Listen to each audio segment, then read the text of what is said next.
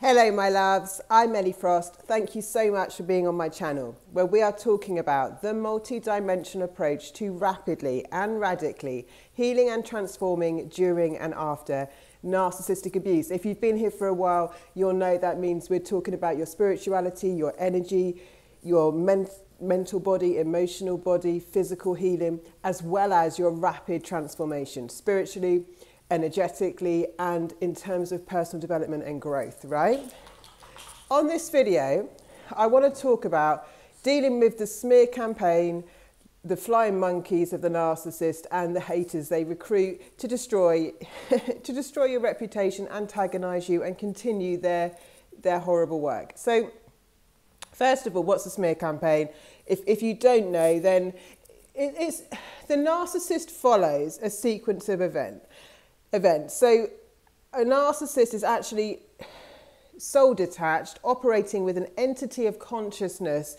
It's not, the narcissist isn't in a human blackout. They've made a spiritual choice, but this entity is very of consciousness, like love's a consciousness on one level, narcissism is a consciousness. It's limited, so it goes through the same predictable sequence, which is why they all act in the same way. If you don't think it's a spiritual thing, then learn about it and see the pattern. It's not complicated. We haven't got to study it for years to know the exact sequencing they're going to go through. So they do their stages. At the end stages, which is when you've just either tried to leave, they've discarded you, they've moved on, they will always, right, always, whether you know about it or not, go into a smear campaign. Someone said once, I don't know who this is from, but if the narcissist can't control you anymore or don't feel in control of you, they will control how other people see you. This is totally correct. That's what they do. Right? So they're going to control everyone's perception of you now, maybe in a way that you haven't expected. They love the shock factor.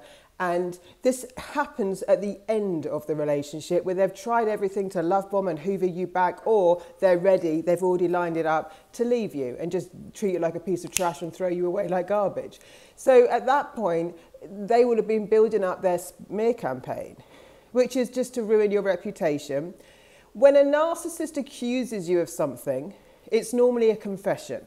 So if you've cottoned on that they're a narcissist or they're cheating or whatever it is, they will violently often or aggressively accuse you of doing those things. It's normally a confession. I had on the channel the other day someone saying that the narcissist, even though they weren't sleeping together, accused them of giving the narcissist a STD. Obviously the narcissist a contracted one, but they gaslight you so badly, you think maybe, you know, you get confused. You stop looking at facts. So when they accuse you, I remember telling my ex, somehow my ex, I think he must have had a diagnosis way before I knew him, because he started saying to me things about having a personality disorder. And I was like, I said to him, the biggest sign of a personality disorder is lack of empathy. That's what you've got, he was saying to me, that's what you've got. Well, I'm highly empathetic. What he had was no empathy. But they can't take accountability. They will not look at themselves. So everything they are, they will project on you. Everybody projects sometimes when we don't know how to regulate our emotions, but a narcissist is the king of it, or queen. So you've got to understand, for many people, right, in these dynamics, one of the most frustrating things you've been living is trying to get them to wake up. I used to believe it. I used to pray on it. If I could just make them see what they're doing, they'd want to change. I keep teaching you guys. There's videos on this on here. There's lots of tools for this too, to get over the trauma of the injustice and, you know, feeling so frustrated, what to do with your emotions. But the fact is, they do know what they're doing. They know what they're doing. They don't care about the truth. They know what they're doing. They think it's funny. I mean, they think they've got the upper hand. Some of them don't care about being called a narcissist at all. They kind of like it. So if you're wondering if you're a narcissist doesn't stress about being a narcissist. They either like it, think it's funny, or like they just think they're above you in every way, right? They don't take it seriously. They're not interested in their growth. So for a lot of the relationship, you'll be wanting them to wake up, wanting them to see the error of their ways, wanting them to meet you in resolution and, you know, harmony and having a good connected relationship. They don't want any of that. They want conflict, chaos, drama, trauma bonding, and to siphon your energy and live off your pain. You have to understand what you're dealing with. Please look at the videos on spiritual truth of narcissism, other things I teach you to get it landed so you understand it.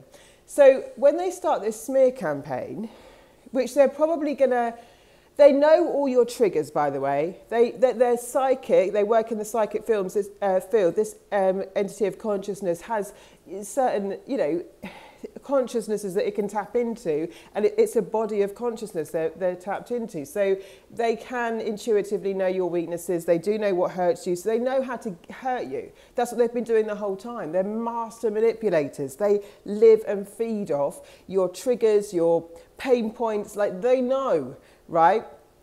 So they're going to paint a completely different picture of who you are, knowing full well it's going to hurt you if it gets back to you. That's the goal. And to make them look like the victim of you. And, they'll just, like, whatever you've done for them. Like, I know, like, for example, if you've lent them money, given them money, invested in the future with them, you'll be the one that stole from them or exploited them. That's what my ex did to me. I mean, it was so crazy. It was so imbalanced anyway. And they will lie. They will lie to a point that you cannot fathom and paint a picture of you that is so mortifying. Right? And then what you're going to want to do is what you've been doing in the relationship with the narcissist is carry on trying now to get everyone else to see the truth. I'm asking you not to. You've got to heal beyond that. Because if you're now not with them, but you're still in the dynamic of everyone's got to see the truth, I've got to prove myself and I've got to... Just honestly don't. As far as I'm concerned, anybody that they can recruit, who they do put under a spell, they work in the psychic realm. It's not the flying monkey's fault all the time. But anyone who can be manipulated by them under their spell, you've got to mostly cut out of your life. If they are in-laws, relatives, limit your exposure and do not play this game. Don't play it. It's still part of the disease of trying to prove yourself to everyone else. If people cannot see you for who you are, see your heart, know the truth, when you've tried, even if you have tried to set it straight, let it go. And if you can, let those people go, or very much minimize your exposure, because it's feeding into your wounds, it's feeding into the trauma, and it's, the narcissist is going to play dirtier, harder, lie more, is not striving for truth. See, when we're doing this battle, we want the truth. We want people to, we want resolution and truth. We want the narcissist to wake up to see, why are you doing this? Like, why would you say that about me? We want them to wake up to the truth and admit it. We want other people to see it. It's a losing game with a narcissist. They're playing dark and dirty. So most of the time, you've got to just walk away. I would say to people, I don't want to discuss my personal life with you, and if you want to stay friends, I'd appreciate you not doing that either. Draw a boundary. There's a nice book called The Four Agreements, and it's a nice book. And in it, the author, he talks about at the beginning, the first agreement is be impeccable with your word, right? And he quotes verses from the Bible, references, but it's not a discussion of the Bible. It's his philosophy that he's come up with. But I mean, I agree with this. Everything in the universe is energy. He says, like, even gossip, even saying negative things is black magic. Because black magic is just energy, by the way. I'm spiritual. I'm gifted from God, but I use my gifts for good.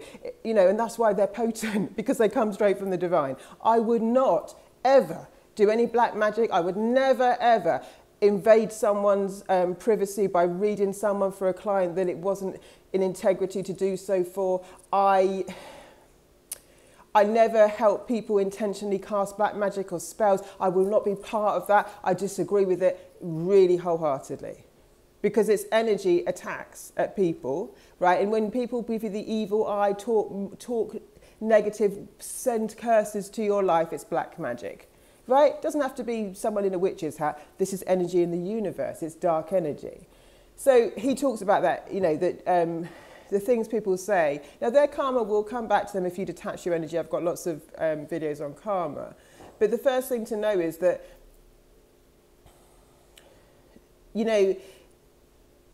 anyone that's willing to, I believe, indulge in black magic about you, I would call it that, because it is that in the universe. It's an energy universe. Speak bad about you, get involved in the drama, the chaos, the lies, cut them out of your life, or just say to them, I'm not willing to discuss my personal life with you. And I'd appreciate it if you wouldn't too. If you get in the merry-go-round,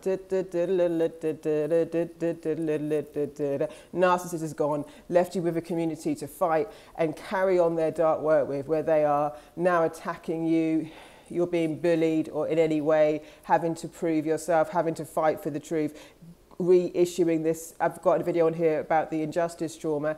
It just keeps you traumatized, not moving on with your life. Yeah? So cut it out. Cut it out. Because what we want from the community, the smear campaigners, the flying monkeys, is for them to see the truth. Sometimes there is collateral damage, unfortunately. You'll lose friends. I had to. I lost a whole community, and I had to just cut my losses. Fighting that was going to take up my energy and be a losing battle for the rest of my life. As far as I'm concerned, if you can't feel my heart, see, I've been the same person. Sometimes people will come back in your life and go, oh, sorry, I got you wrong. Honestly, as far as I'm concerned, most of the time in my close relationships, the ship has sailed. I've always been the same person, whoever was available to see it or not, right? So like, yeah, we grow and we get, you know, we develop ourselves, but I've always had the same heart, the same empathy, the same kindness. For the people that, you know, can't see that, I'm not here to fight for them to see it, right? And you're not here to issue karma, by the way. Karma is like a universal balance. The energy you put out is the energy you get back, and you've got to trust God to that. Don't play God in your life, right? Like, let God bring your blessings to you. Let God take out the trash for you, which is these people. But he can't do it when you're engaging in the old way, letting your energy be part of that dynamic. And go and create a much better life. People that jump on the bandwagon are in the same energy, under the same spell of the narcissist, and there's no point playing there. There just isn't. How to win with a narcissist. I did a video on it. Don't play. Don't play. Take your energy back. Let them shrivel up, because they do. They get very, they get antagonized by you taking your power back. Yeah? So, that's what I've got to share today. Sovereign closed yesterday. I will do another round of it, but for now, if you want to do any work with me, it's a 6-week one-on-one. You do get access to the Sovereign program if you work with me on that 6-week container. Lots of love, guys. I'll speak to you soon.